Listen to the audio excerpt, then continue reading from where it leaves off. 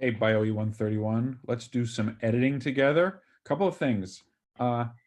When you write an essay or any kind of document, I strongly recommend you get your computer to read it to you, if your computer can do this, which almost all computers can do, because the computer algorithms are not that good at parsing complex sentences, and neither is your listener or your reader. So sometimes by listening to it, you can identify problem sentences or even problem paragraphs because of how bad it sounds when the computer tries to read it. So on a Mac, you can do this by going into System Preferences. I don't know if you can see this. I don't think you can. And go into Accessibility and Speech. And on Speech, you check a box called Speak Selected Text. So on my Mac, it's Option Escape once I've set it up. So I'm going to read, I don't think the whole thing, but let's just read this much. I'm going to select it, and I'm going to go Option Escape, and let's listen to how it sounds. The emerging public's overconfident, ignorant understanding of science, combined with the urgent nature of H5N1 technology, strongly contrast the idealistic mindset of recombinant DNA research. During the 1970s, it was widely accepted that little was known about the entirety of recombinant DNA research. Today, the Silicon Valley information-centric disposition has led to an inundation of information that is both abundant and vague, leading to a sophomoric belief of scientific understanding. The developing H5N1 technologies were portrayed thus: despite a seemingly simple genome containing just a handful of genes, scientists don't know what mutations could make H5N1 more transmissible between humans. Okay, so clearly one of the many problems in this essay, which is a real essay written by a real person. They became an excellent writer subsequently after finishing this class.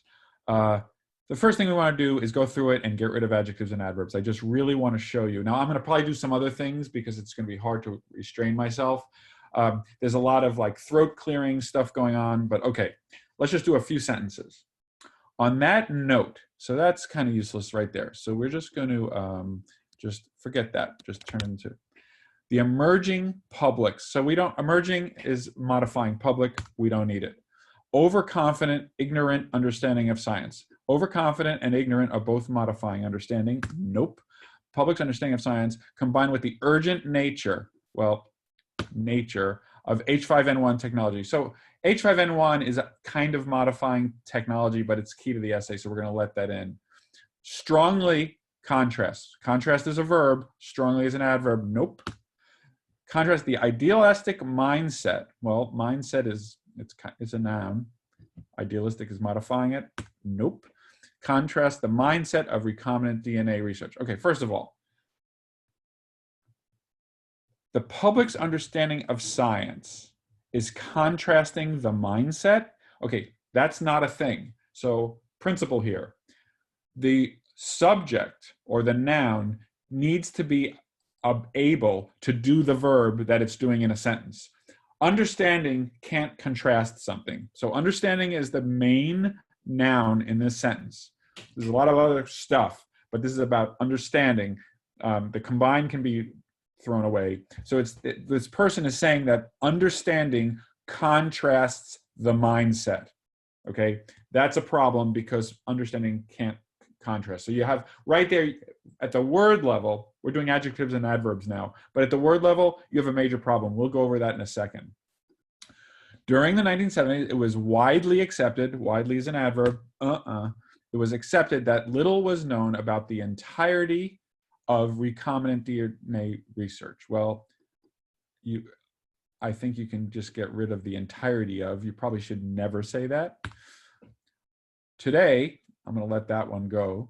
The Silicon Valley information-centric disposition. Well, let's get rid of information-centric because that's an adjective on disposition. The Silicon Valley disposition has led to an inundation of information. I don't know what to say, but let's move on. That is both abundant and vague, comma, leading to a sophomoric belief. Well, sophomoric, that's easy. Scientific, to a sophomoric belief of science. Oh, I think they meant leading to a misunderstanding of science. Okay, so I simply must fix it to a misunderstanding of science.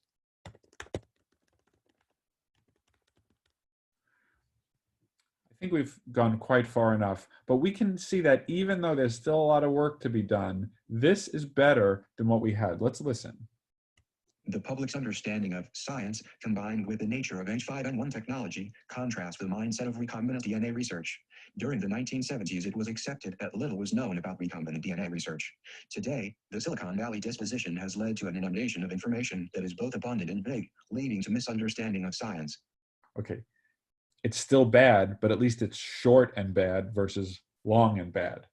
So be careful about scare quotes. The public's understanding of science combined, I think what they're saying, okay, so then you have to start understanding what they're trying to say. So in that first sentence, it's something about the public doesn't understand science and H5N1 is complex. But what does it mean to say contrast the mindset of recombinant DNA research? You would have to decide what that sentence is trying to say, and then you would have to markedly rewrite it. Let's move on.